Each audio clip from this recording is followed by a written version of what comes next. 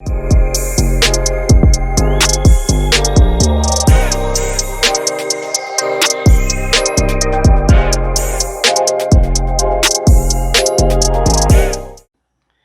aí pessoal, eu sou o Eric, bem-vindos a mais um vídeo do canal Cosmovisão Reformada.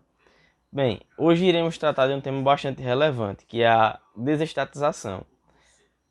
Então, primeiro, o que significa desestatizar?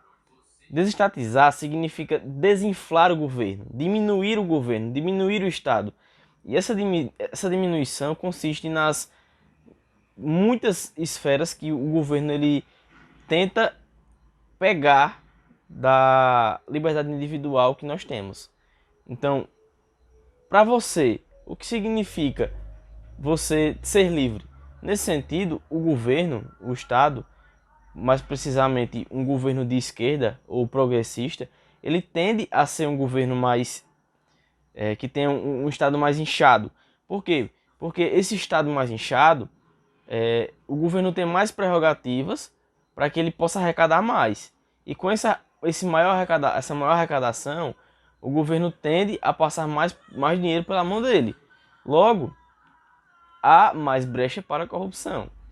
Muitas pessoas acham que a questão da desestatização quer dizer simplesmente que você vai privatizar absolutamente tudo e vai colocar tudo na mão de pessoas da iniciativa privada. Bem, no meu ponto de vista, isso não seria de todo ruim. Porque afinal, quem vai comprar uma empresa para querer ter prejuízo, não é mesmo? Então, uma pessoa que adquire uma empresa, ela realmente quer que essa empresa lucre, que essa empresa gere benefícios para ela própria e para as outras pessoas que estão ali sendo funcionárias, colaboradores e tudo mais, fomentando a economia. Então, nesse sentido, a privatização é boa nesses aspectos. Então, as pessoas, quando a gente fala de desestatização, associam logo à privatização. Mas a questão da desestatização é justamente isso, de você pegar essas situações que o Estado ele está envolvido, que o Estado quer aparelhar, que por exemplo, a saúde, a educação, a segurança pública, as políticas públicas, sejam sociais, sejam ambientais ou o que seja. Então, o Estado ele quer, vamos usar um termo assim mais nordestino, que significa abarcar o mundo abarcar tudo com as mãos, entendeu? Abarcar o mundo com as mãos, nesse sentido. Então, o governo, ele tem prerrogativas sempre de se inchar mais, de buscar que o governo ele tenha mais e mais e mais coisas para fazer. Então, nesse sentido, nós temos um Estado muito inchado, que não tem um serviço de boa qualidade, porque se você reparar, nós não temos uma boa educação, nós não temos uma boa saúde, nós não temos uma segurança para sair na rua com realmente sabendo que vamos voltar para casa da mesma forma. Então, existem várias situações no nosso contexto de brasileiros em si que concernem muito ao fato de que as prerrogativas do governo, que é de cuidar dessas áreas que são tão essenciais para a nossa subsistência, essas áreas elas sejam muitas vezes desguarnecidas, sejam muitas vezes deixadas de lado. Então, o que nós vemos na sociedade são pessoas que não sabem o que significa desestatizar. Porque, pense comigo, você prefere que o seu filho estude em uma escola pública ou em uma escola particular que tenha uma ideologia bastante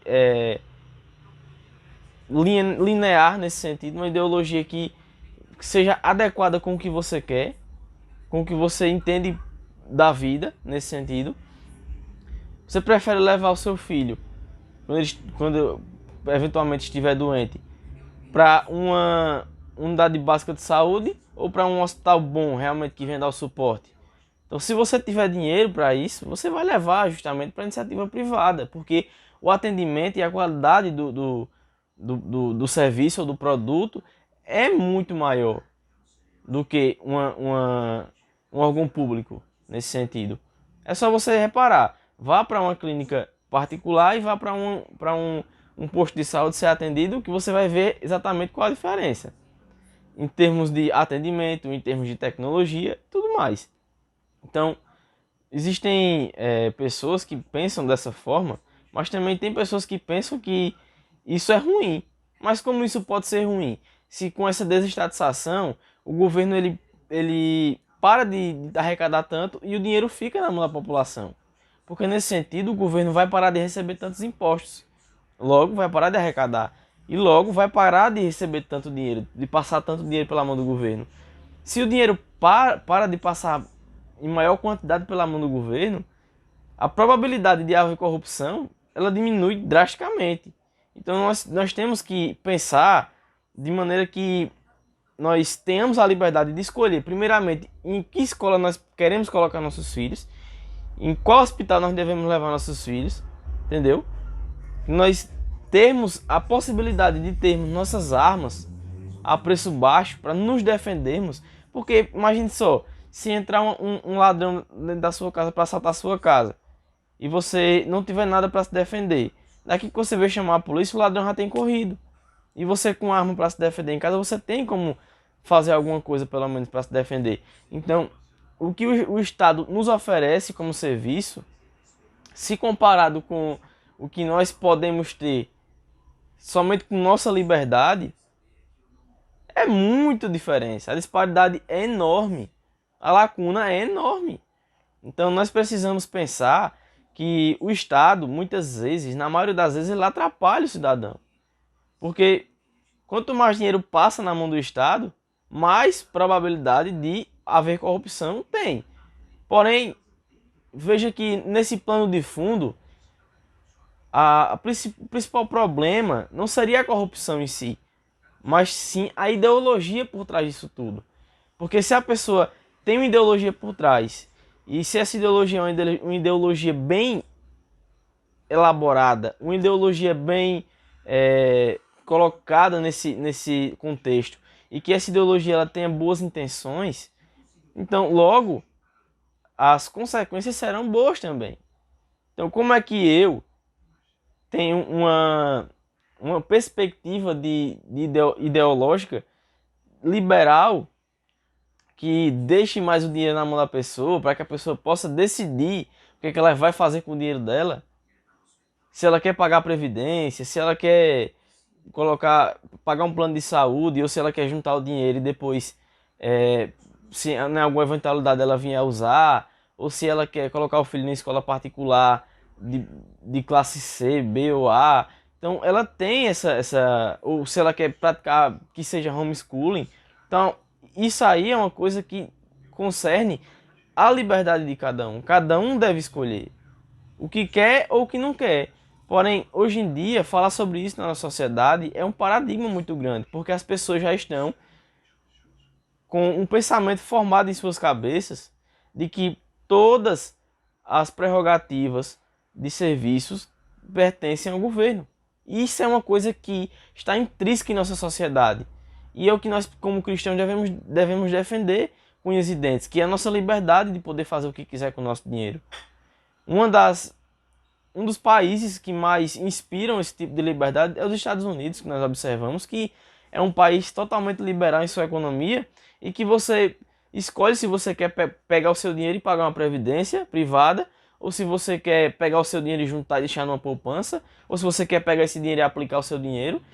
Enfim, essa escolha quem faz é a pessoa, de maneira individual. Quando o governo ele pega, ele aporta seu dinheiro ali, ele pega o seu dinheiro, na verdade, e retém o seu dinheiro do seu salário, ele está dizendo o quê? Você é incapaz, você não tem educação financeira para saber o que fazer com o seu dinheiro. Então, o governo está sambando na cara de vocês, nesse sentido. Então, ideologicamente, nós temos que pender sempre para ideologias que nos dêem liberdade para decidir o que nós vamos fazer. Nós temos que decidir o que nós vamos fazer. Então, nesse sentido, é de se observar que a sociedade está totalmente vivendo um paradoxo do que seria a liberdade. Uma matrix do que seria a liberdade. Porque elas acham que todas as prerrogativas para a nossa subsistência elas dizem respeito à responsabilidade do Estado. Mas o que nós podemos ver é que existe outro lado da moeda. Existe uma sociedade baseada na liberdade, que essa sociedade ela está baseada também em escolher o que a pessoa deve ou não fazer, no sentido de colocar seu filho em qual escola você quiser, levar para qual hospital você quiser, enfim, você escolher o que você quiser fazer. Então a desestatização, nesse sentido, é tirar as responsabilidades do governo para que o governo ele possa parar de arrecadar menos e que esse dinheiro passe menos pela mão do governo. E esse dinheiro passando menos pela mão do governo, menos há a possibilidade de corrupção. Então, esses são um dos erros que acontece. A nossa Constituição comete vários erros de aplicação nesse sentido da lei, porque é uma Constituição que dá muita margem para a interpretação. Logo, a justiça ela se torna muito relativa. Nós vivemos em uma sociedade no qual os direitos barra obrigações eles são totalmente relativizados ao que cada um pensa. E isso está errado. Porque se eu digo que 1 mais 1 é 2, e isso é uma coisa lógica, isso é uma coisa técnica, eu tenho que dizer também que se eu for preso, se eu roubar, eu tenho que ser preso. E se eu matar, eu tenho que ser preso. Não é ficar 1 ano, 2 anos e depois ser solto e ir para o regime semiaberto ou algo do tipo. As leis delas realmente têm que ser cumpridas. Então, só falando de passagem, nossa Constituição ela tem essa questão dessa responsabilidade nesse sentido de que ela tem que saber que nós temos que saber que ela foi mal elaborada lá no passado. Ela foi elaborada por esquerdistas e por esses esquerdistas que elas foram elaboradas, tem coisas que pra gente como cristãos são inegociáveis e que nós não devemos abrir mão disso. E quando nós observamos que uma sociedade como a brasileira, que está totalmente colapsada e sem moral nenhuma, sem ética nenhuma perante as pessoas, que você olha para um cidadão e você questiona o caráter dele facilmente, é uma sociedade que o parlamento em si, ele reflete o que é a sociedade. Porque as pessoas vão votar em quem elas acham que para elas é o correto. Logo, o que está lá não é o correto. O que está lá são pessoas que, em suma, buscam detrimento próprio. Buscam as suas próprias, o seu próprio benefício, e não da coletividade. O que significa, o que é o maior significado da política, que é você buscar o bem comum, o bem de todos, independente de ideologia. Porém, o que nós observamos é que isso é uma coisa que muito pouco é visto dentro do cenário político brasileiro. Então, nós podemos tirar de conclusões disso que muitas vezes as pessoas têm em suas cabeças e suas mentes essa questão do político de estimação, né? Então, nós temos que tirar da cabeça das pessoas que elas não podem votar num político porque ele é bonitinho, porque ele é legal, porque ele fez aquilo outro, no sentido de pessoal, no sentido pessoal, no sentido individual. Nós devemos votar no político porque ele tem ideias, porque ele tem uma ideologia por trás que ele defende, que ela abrange de maneira geral a população, em que todos iam se beneficiar. Não é essa questão do populismo, de que hoje em dia na sociedade brasileira nós vemos que o político bom é aquele que dá dinheiro ao povo. Por que Lula foi tão aclamado no Brasil durante muito tempo?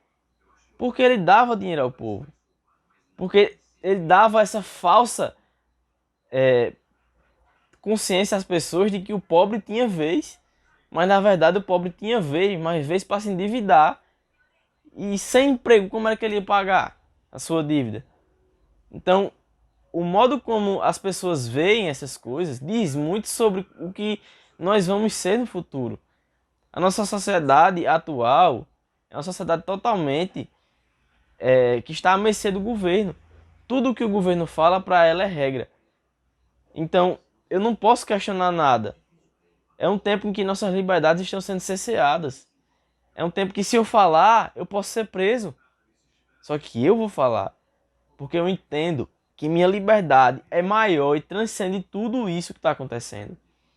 Então, de vocês pensarem, gente, que as pessoas precisam realmente ter em seus corações que não existe político salvador da pátria. A Bíblia nos ensina que não confieis em governantes nem nos homens para salvar, porque Deus é quem nos supre de todas as nossas necessidades.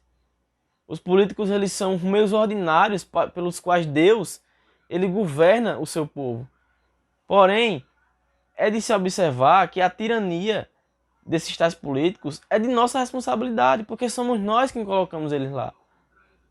Nós temos o poder de escolher se nós vamos colocar pessoas que realmente defendem pautas ideologicamente congruentes com o cristianismo, ou se vamos colocar pessoas que vão lá para cercear a liberdade religiosa ou de expressão, ou inchar cada vez mais o Estado para que o Estado tenha mais controle sobre tudo que acontece em nossas vidas e venha cada vez mais pegar esse dinheiro de nós, venha tributar cada vez mais a sociedade para que a sociedade venha ficar cada vez à mercê desses políticos. Então, só para terminar, tem uma citação de um livro clássico aí da literatura, que é A Revolução dos Bichos, que ele faz uma analogia muito interessante sobre a questão dos porcos que estão ali em seu chiqueiro e são alimentados pelos seus donos. Porém, se esses donos eles decidirem parar de alimentar esses porcos morrerão de fome. E se eu dependo tanto do Estado e não dos meus esforços, e esse Estado decidir parar de me alimentar, parar de me sustentar, o que será de mim nesse sentido? Porque nesse sentido, se eu votei numa pessoa que tem esse pensamento, eu digo, eu não confio no Senhor. Por quê? Porque eu estou dizendo que Ele que tem que me suprir minha necessidade. Não o Senhor. O Estado tem que suprir minha necessidade, não o Senhor. Então, nesse sentido, pessoal, nós temos que ter essa consciência de que nossa liberdade ela não pode ser cerceada em momento algum. Então, à luz desse exemplo dos porcos, os porcos eles têm ali a sua liberdade cerceada. Eles estão ali naquele chiqueiro. E o governo faz o que quiser com eles. Se ele parar de sustentar aqueles porcos, o seu dono, ele vai morrer de fome.